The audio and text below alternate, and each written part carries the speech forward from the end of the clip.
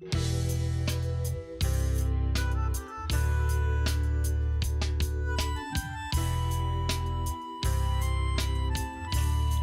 interest in handmade paper started when I began making woodblock prints. I was bored with commercially made paper, every sheet the same. I wanted unique paper with texture and vibrant color in any shape I needed. After graduate school, I went to Barcelona, Spain to apprentice with a paper maker called Lawrence Barker. It was there that I began to make paper that became an integral part of my work instead of just the background for my print. At first I used it only for printmaking, but then began exploring collage and mixed media using the wonderful textures I found in the paper.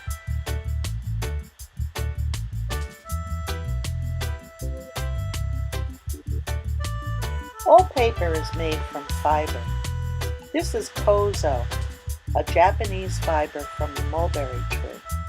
It's used to make very thin rice paper, which can be beaten by hand. As I pull this apart, you can see the long fibers separated. I also use cotton and abaca fiber, which must be beaten in a machine. This is my paper making beater. It's powered by the small motor on the top. To make a batch of paper pulp, all you need to do is add water and fiber.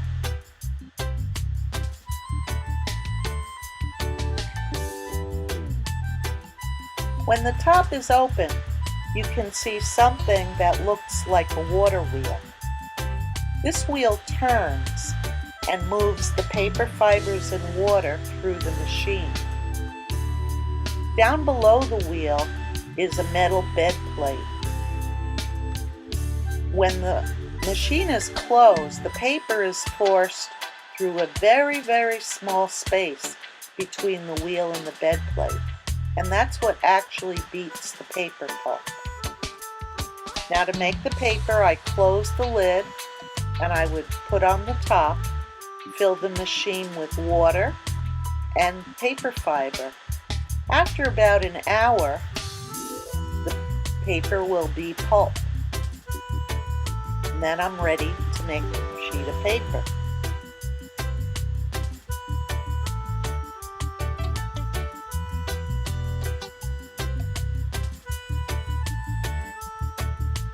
I mix the paper in a vat. Just like cloth, you can dye paper. On the side, you see a red vat of paper. Paper makers use a screen called a paper-making mold and a decal to form the sheets of paper. The pulp in the vat is called a slurry. I take my mold and my decal, I go down deep in the vat, and as I bring the paper up, I shake it in a cruciform fashion. Handmade paper shouldn't have a grain because you're shaking it in all directions. Now I rest the mold on the side of the vat, let it drain, and carefully take off the decal. There you see, I have a very thick, fluffy, white sheet of cotton paper.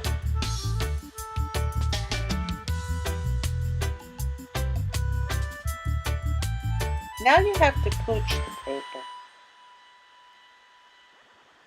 I'm going to cooch it onto a paper making felt.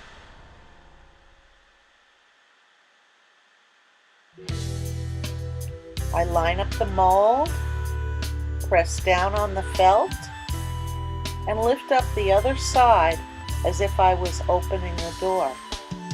The paper releases from the mold and onto the felt.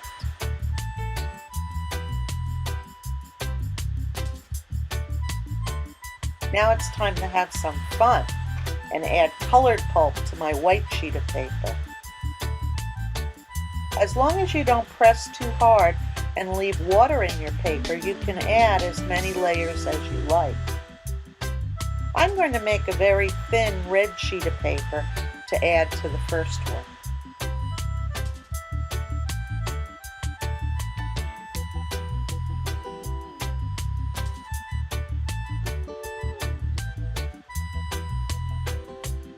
Now I line this sheet of paper up with the white one, and I go through exactly the same procedure.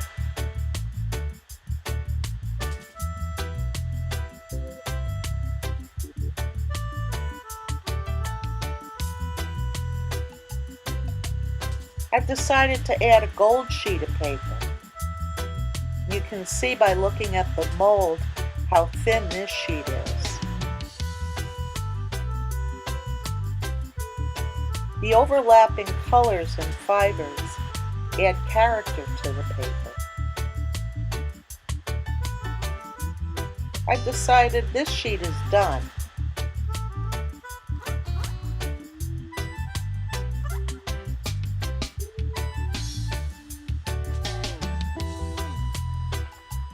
Before I dry it, I have to take out all the excess water, and I want to press it. So I begin sponging and pressing to get everything out of the paper.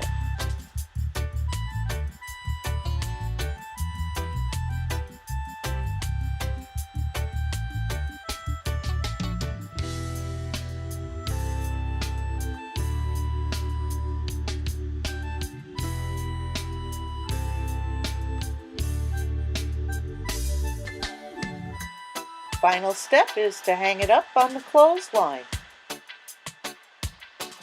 In warm, dry weather, this sheet of paper will only take a day or two to dry. But when it's really hot and humid, it could take up to 3 or 4 days for the paper to dry.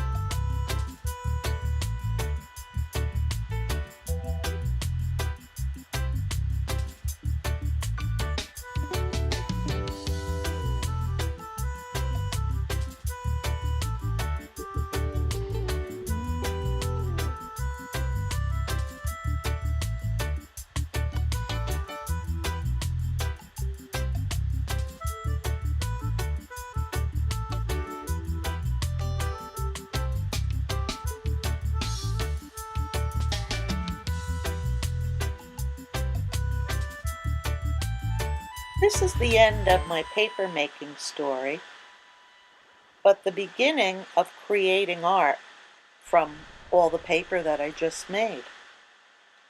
I'll move all this stuff into my studio and let the colors, textures, shapes, and forms inspire me to make images to go on the paper. It's a very long journey from fiber to finished art, but one I have a passion for and enjoy.